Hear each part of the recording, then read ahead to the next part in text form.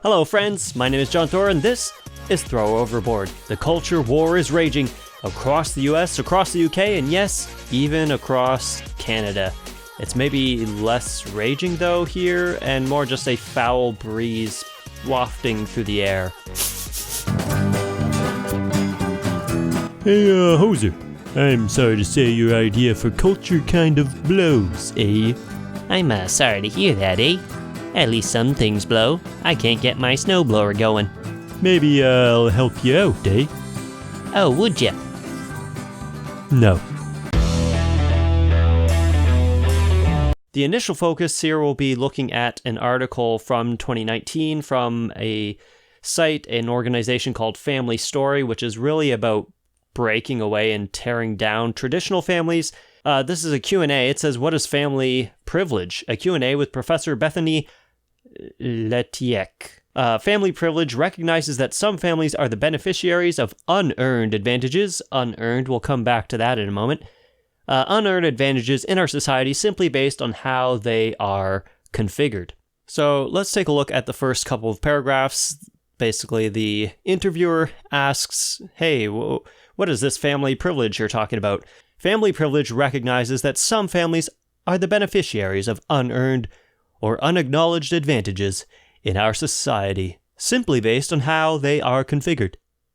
For example, our society values and privileges heterosexual marriages over other relationships, including couples who live together, raise children together, and choose not to marry. I choose not to run. To them, notice there that privilege is unearned. Privilege is unearned advantages. It's a bad thing. But this again goes back to warping of the language. It goes back to a video I did just last time on the woke left attacking language, which I will link to here, I think. But let's look at the actual definition of the word privilege. Privilege is defined as a special right, advantage, or immunity granted or available only to a particular person or group. So the key part there, because, of course we know what privilege is, advantages for certain individuals or groups. Notice the thing that was lacking there was that it was unearned. So they're classifying privilege as something unearned. So if we're taking a look at that, there is work to be put into raising a traditional family and just even going through marriage. It takes effort, commitment, things that are important. But remember that definitions, that meanings, that words are truly important. If we make everything true, well, guess what? Nothing becomes helpful. If all is true, none of it is helpful. The article goes on, a common refrain is, if you want the benefits, just get married. That seems too obvious, no? But why should a couple be forced to marry if that runs counter to their beliefs, values, or desires? Like, no one's forcing you to be married, but if you want to enter into marriage, which comes with various benefits, then yeah, you have to get married. It's like saying, I want the advantages of an education without being forced to go to school. Anyway, by not recognizing and valuing diverse family configurations under the law, some family forms are delegitimized and marginalized, and here comes the victimization, woe is me, they are disadvantaged. While other family forms, in this case married couples, are the beneficiaries of privilege and, in my opinion, are unduly and unfairly enriched. Sounds here like it's more a fear of commitment. And really that is basically what marriage, if you wanted to sum it up very short and put a tight little bow on it, it's commitment. Committing to your partner, committing to your family. Can you imagine if people treated everything this way? I mean, if you want the benefits of working, just get a job. Can you imagine people saying that? That's madness. Simply madness. Hey, so where should I put my stuff? Do you work here? Nah, but I figure as a fair and just society and all that I should just get paid if I show up, right? Share all the benefits and privileges. I might only stick around for a week or so, but that shouldn't be a problem. No, that is a problem. That's not how things work. You have to earn those benefits by passing our interview process and actually committing to working here. You can apply if you'd like. What is this, some sort of fascist bigot shop? And the very focus of this particular organization, the family story, their goal, they state it themselves, they have 5 key areas, and number 1, the first one, is exposing the traditional family machine and its harms. Wow, such a barbaric practice, marriage, and those benefits, It says most conventional wisdom about family, the role of marriage, and the well-being of children is shaped by dubious ideas about the superiority of traditional nuclear families. Nuclear, bad. These ideas are often based in a deeply conservative worldview about what a good family should look like that is rife with a bunch of bad stuff. I don't know if YouTube wants those words for me to say. So bad stuff.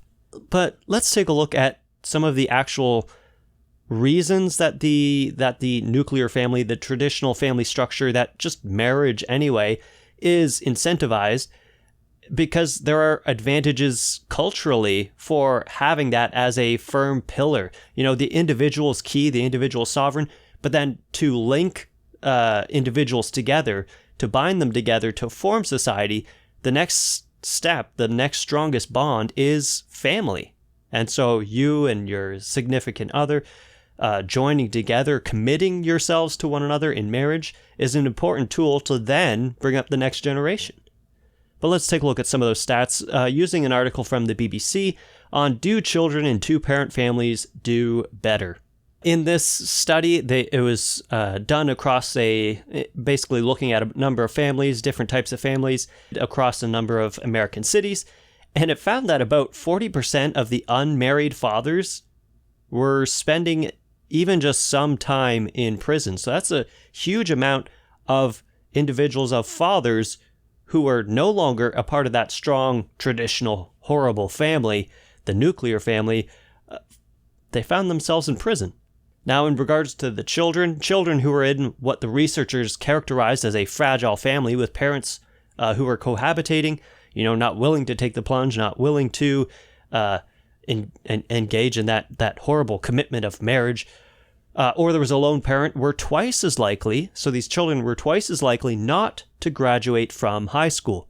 Professor McLanahan said that the data showed that even a child in a stable single-parent household, so even if it was a stable environment, was likely to do worse on some measures than a child of a married couple.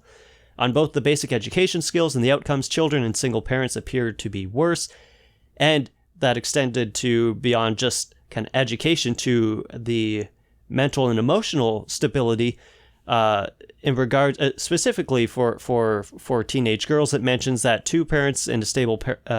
girls in a family with 2 parents in a stable relationship had 22% had high levels of depressive symptoms, whereas for girls living with a single parent, that rose to 27%. So not, astronomical differences, but when raising children, raising the next generation, every little bit helps. And so it makes sense that we as a society would want to promote any and every little thing that we can provide, that we can encourage to have them develop in the best environment possible. Is all of that to say that it's better to have no family at all? That if you can't have the ideal traditional nuclear family, that forget family, do away with it? No, of course not. But consider what I'm posing here for 2 parents versus 1 parent as someone having 2 arms versus 1 arm, someone who has lost their arm. The person who has lost their arm, the one-armed individual, is no less valuable as a person, as a human being, than the person with 2 arms. They still have a precious God-given soul, but no one would recommend, even though they're equally valuable, worthwhile having, you're not going to recommend that people go cutting off their arms, right? You lose out on valuable utility that way. So even though they're just as valuable, just as precious, there are more options, more utilities, better outcomes for those when you do have two parents. So sure, let's not condemn those who have different family types, but even so, that shouldn't prevent us as a society from encouraging and holding up a family structure that is proven to lend itself to greater successes. We want the best for one another, and there is nothing wrong with having an ideal to strive towards, something to look up at and say, that's the picture perfect world that, maybe a lot of us don't have, but that's what we as a society hold up and say that's what we should strive for. Consider having a family is kind of like writing a test. There's lots of challenges, lots of problems to solve. The point I want to make with regards to the test is you aim for 100%. Even if you just want to pass, you aim for 100%. You want to complete the entire test. Because if you complete every question, if you aim for 100%, answering 100% of the questions, look, you can get half of them wrong and still pass. You don't just go into it aiming at the 50%, saying, I'm only going to answer half the questions and hope for a pass. If so, you better be flawless in your execution, because any mistakes, any at all, and you fail. While different family structures can pass, they can succeed in bringing up good children and be beneficial to all those involved. As a society, why wouldn't we promote the idea of completing the entire test, trying for that strong, united front with two parents? The old phrase, two heads is better than one, right? The same with parents. You have two minds. You have two people who are committed to each other, working together. Why wouldn't we promote that ideal, the most beneficial familial structure? And not committing to the family, not wanting to even engage in marrying to get those benefits. It's like you don't even take the test at all. How do you expect to pass if you don't take the test? I mean, I guess you could complain a lot to the teacher and hope the teacher gives you a pass, gives you a break, just, you know what, sure. But in today's society, we don't do that, right?